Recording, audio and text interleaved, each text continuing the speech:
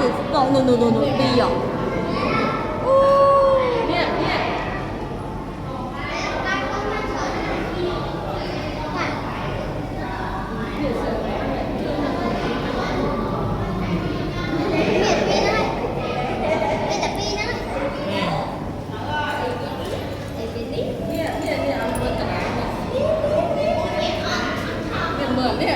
Nè thôm à.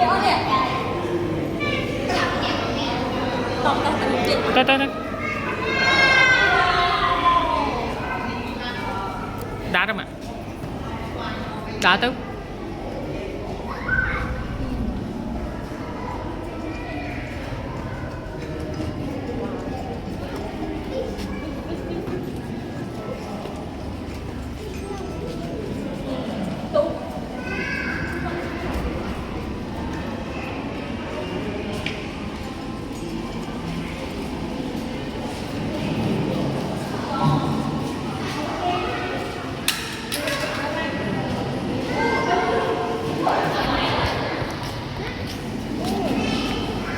Một bãi là nó mút rất con nó pư á đái á nó cái tôi biết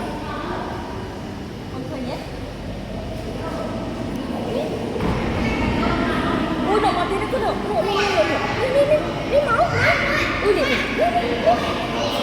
nè nó lạng cá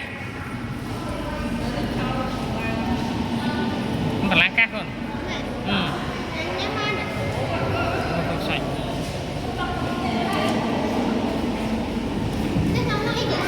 nó có phá rồi nó mút á nó pư á không lên mà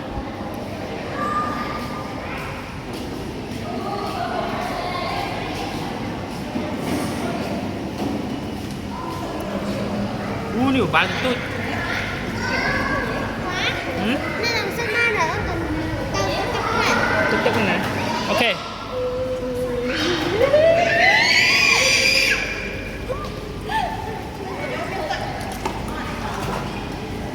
qua xa đấy